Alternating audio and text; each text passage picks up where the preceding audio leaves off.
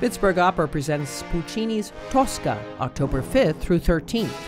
Claudia Tosca must free her lover from the clutches of a corrupt police chief.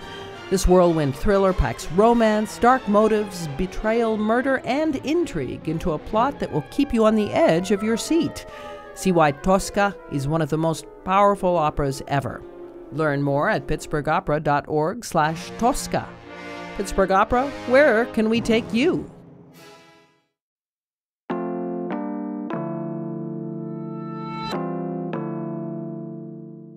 Today on CityCast Pittsburgh, it's spooky season, and if you're looking for creepy merch, you probably want to head down to Allentown. You know, that strip along East Warrington with a bunch of offbeat businesses. Like, where else can you pick up an antique glass bottle that's meant to hold embalming fluid, or beeswax candles in the shape of poison bottles? Allentown has become this mecca for the goth kids, the misfits, and the metalheads, all grown up now and looking for a place to make their own. And in honor of their favorite season, we're bringing back our conversation with a couple of local business owners about why the Hilltop became the perfect place for them to set up shop. It's Wednesday, October 2nd. I'm Megan Harris, and here's what Pittsburgh's talking about.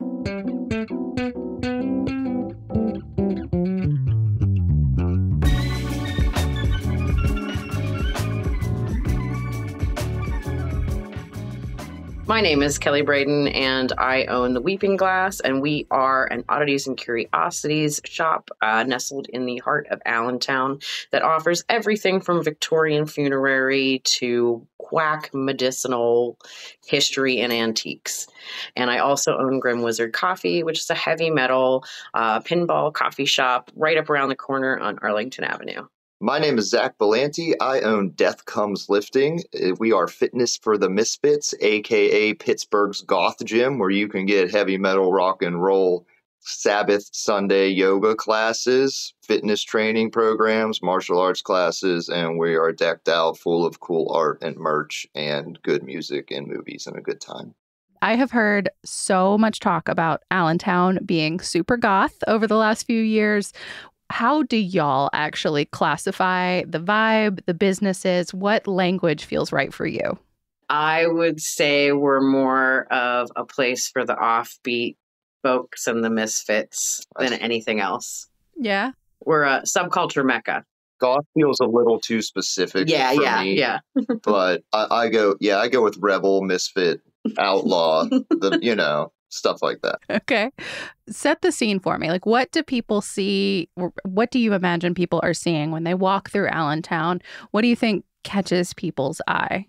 Well, I definitely think we stand out. Yeah, I find that we invoke a lot of curiosity when people come up to the neighborhood because, we're not all, not every business up here is some kind of, weird offbeat artist business. We have normie businesses as well that are wonderful people and thriving as well. But it is a lot of fun when I sit up at the register and look out the window and you see the look on people's face that might have just come up to visit the pharmacy or Alla Familia. You can hear them all. You can watch their little mouths mouth. What's that? So I think that there's a lot of that. We as Weeping Glass are a tourist attraction. And so we're on a couple of state and city lists for odd and interesting things to do while you're visiting Pittsburgh. And a lot of the times people come up to visit and I will tell them about the other things in the neighborhood and it immediately invokes curiosity and they end up wandering around and checking out all the other cool and interesting things there are to do up here. And I want to talk about how y'all each kind of found this space because it is your community now. But it's been many things, Allentown and its history. Kelly, you took over Black Forge for all my Yinzers listening who maybe remember the business before the business. Now it's Grim Wizard Coffee. And now you've opened Weeping Glass. What led you to stick around Allentown and build up these alternative spaces? I had actually had a shop that was a pop-up shop with Most Wanted Fine Art. I had been traveling around to different areas, and filling empty storefronts until they got rented so that there weren't empty storefronts. And when that project ended, I really missed the business and was looking for a home to put it where I could keep it there. And at the time, Black Forge was up here in Allentown. I live about 5 minutes away. And I'd come up for coffee and we'd become friends through them. And I'd talk to them about it. And they were like, Allentown is a super affordable place to put down a business. And the Hilltop Alliance, small business district leaders, are extremely helpful with grants and funding. The people that were at Hilltop Alliance and now the new generation of people at Hilltop Alliance, because it's been 9 years since, were extremely welcoming. And when you have a weird offbeat business like that, you go before neighborhood committees, you talk to people about loans, and like everybody looks at you like you're absolutely insane. I mean, if you want to be a small business owner, you have to be a little bit insane, just a little. Yeah, absolutely. Yeah. And don't put death in your name. If there's anything I could give advice to, that'd be probably the number one.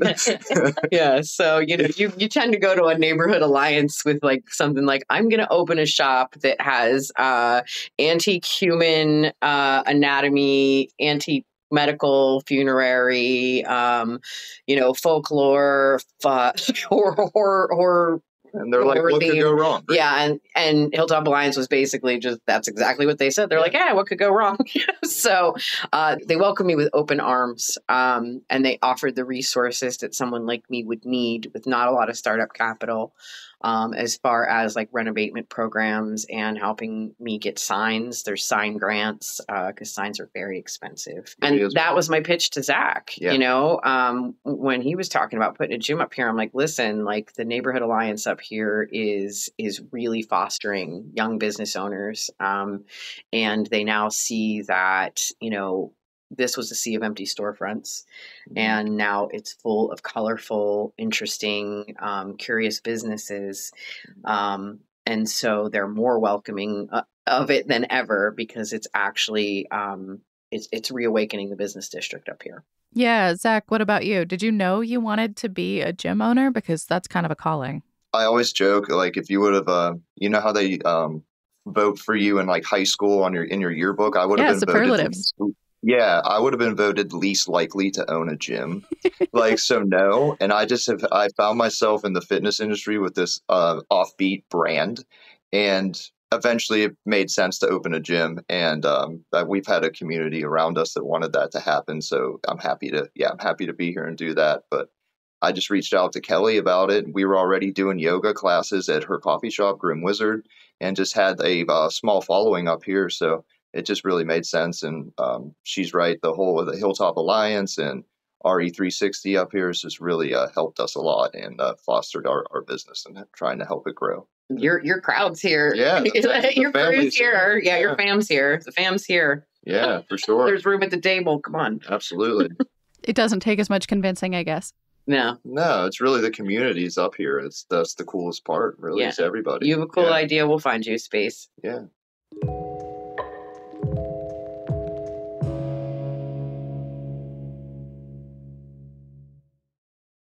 Well, so tell me about your pride points, I guess. Maybe the intangibles that just make you want to be there. What makes you proud to be part of the Allentown neighborhood?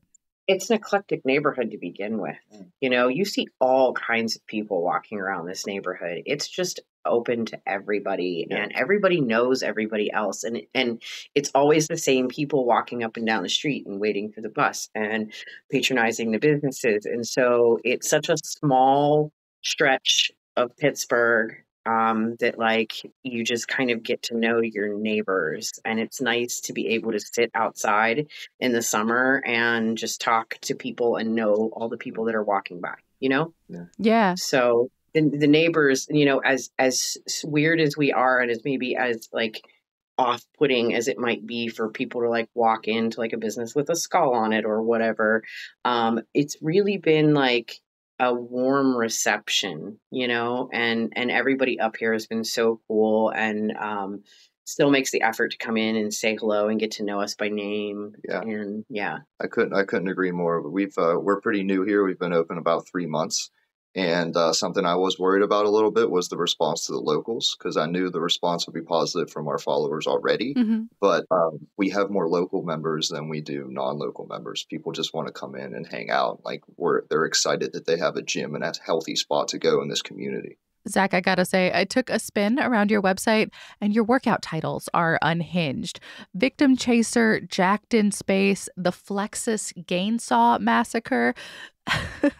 But your price could not be better. $55 a month is gotta be one of the cheapest I've seen for a local spot with classes in the Pittsburgh area in a very long time. Well, that's good to know. Thank you. That's very much on purpose. I hope it doesn't appear like I'm just trying to cash in on some idea or something. No, the reverse. Really It makes it feel like you legitimately are like trying to make an accessible place for a neighborhood like Allentown.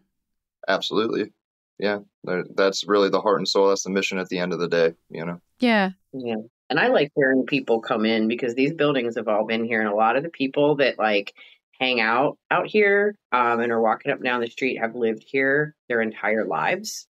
So it's really cool to have people come in and tell you what used to be here. And like, you know, apparently this was a poultry shop at one point and it was an insurance building too. But people like, I mean, in their like 70s and 80s will stop in and tell you stories about what used to be here. And then they'll talk about the decline of Allentown. And then they'll talk about how nice it is to see storefronts back. Mm-hmm. So that's been cool too. That was super cool. Yeah. I mean, what do you think is maybe the most memorable interaction you've had, say, with like a customer or someone maybe passing by on the street? You know, Kelly, you mentioned some of those raised eyebrows you get. Are there any noteworthy ones? Yes. Oh, yeah. When we first moved up here, I had a gentleman come in and he said, "Why do you guys want to be dead?" And I said, "What do you mean?" And he said, "Is this a devil's store?" And I said, "Do you see a devil in here?" And he said, "No." He said, "But you have all these skeletons." And I said, "Well, you, sir, have a skeleton also." Nice. That's a good one. I'm going to take that. He stood in the door and he kind of like looked around. He shook his head in agreement and left. I would think that was the last I've ever saw that gentleman. Yeah. So that was I had when we were opening and weren't quite open yet, I had a lady that was like slipping Bible tracts under our door for a while. Yeah, I get things like that too, and that's fun and great.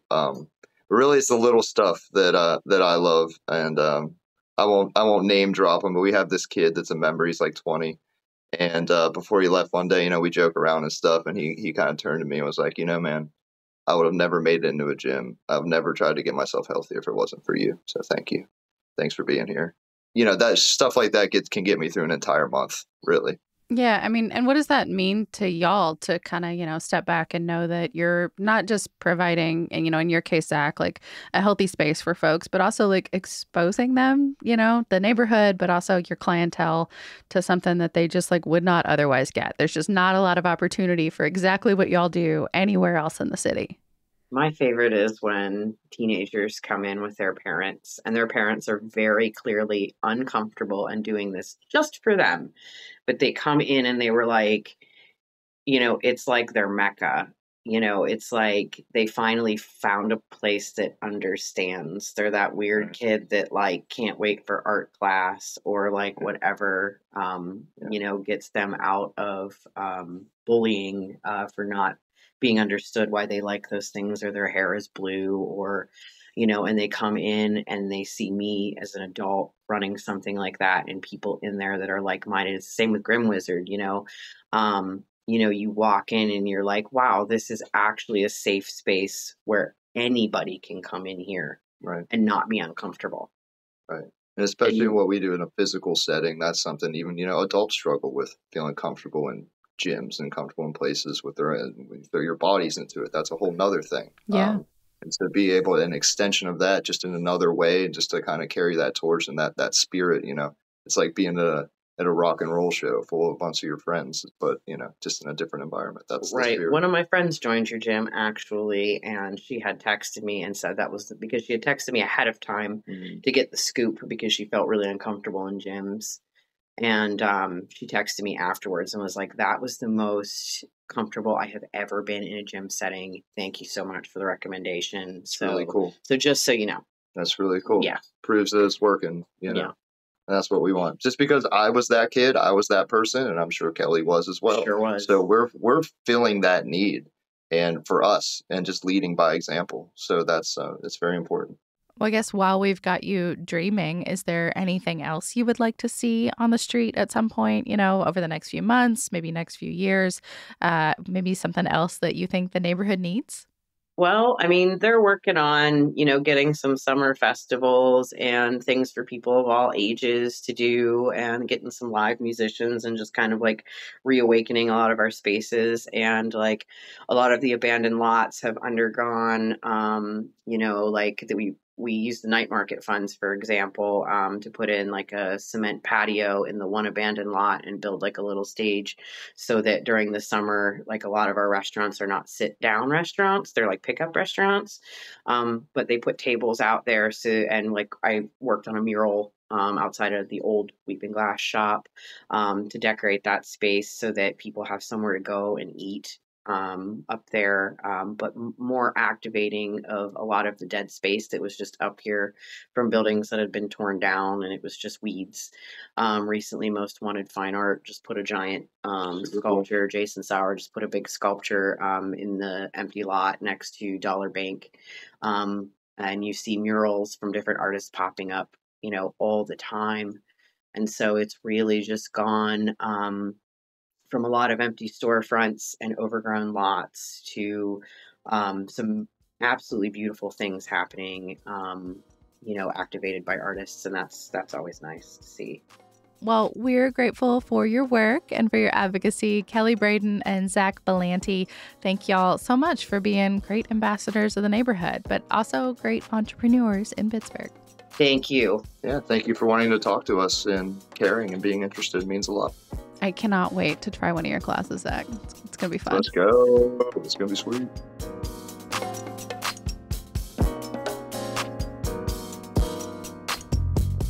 If you want to check out these businesses and even more great local vendors, please check out our website, pittsburgh.citycast.fm, for the perfect guide to Allentown, including details about the biannual night market that's back this Saturday. So October 5th, 7 to 11 p.m., it should be the perfect event to get you into the Halloween spirit. And before we go, I also want to remind you that this week is our fall member campaign. If you enjoyed this conversation, maybe see value in what we're doing here at CityCast Pittsburgh, we invite you to join our membership program. You not only get the satisfaction of supporting our little scrappy 4-person team of local journalists, but you also get access to our daily show ad-free, so none of the recommendations, none of those you might likes in your feed, and an exclusive members-only newsletter. It has events that are handpicked from our team with a week's worth of happenings all at once, all around town. We're really excited about it, and we've got bigger plans to expand our membership offerings in the future. I really hope you'll support us now just because you love us and because you love Pittsburgh as much as we do, but there is more to come. If you're interested, please visit membership.citycast.fm to become a member today. Again, that's membership.citycast.fm.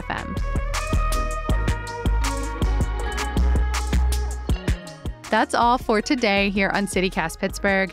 If you're already a member, thank you. We could not do this work without you. And if not, last time today, I promise. Go to membership.citycast.fm to sign up. We'll be back tomorrow morning with more news from around the city. Talk to you soon.